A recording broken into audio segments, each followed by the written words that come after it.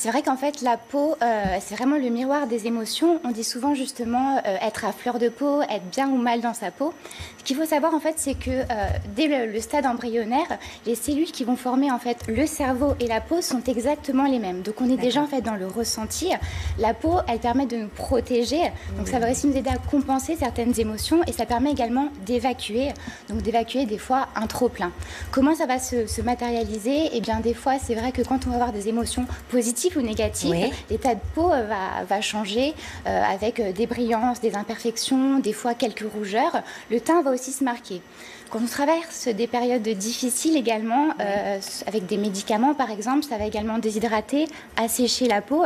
Bien Et sûr. puis souvent aussi quand on est mal, le sommeil va être impacté et on sait que c'est la nuit que la peau se régénère.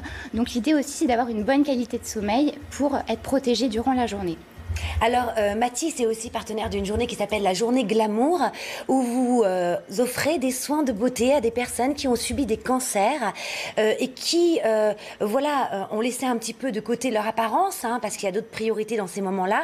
Comment les encouragez-vous justement à se réaimer, entre guillemets, à reprendre soin d'eux, sans paraître superficiel aussi, même si ça ne l'est pas, vous m'avez dit justement qu'il y avait vraiment un lien.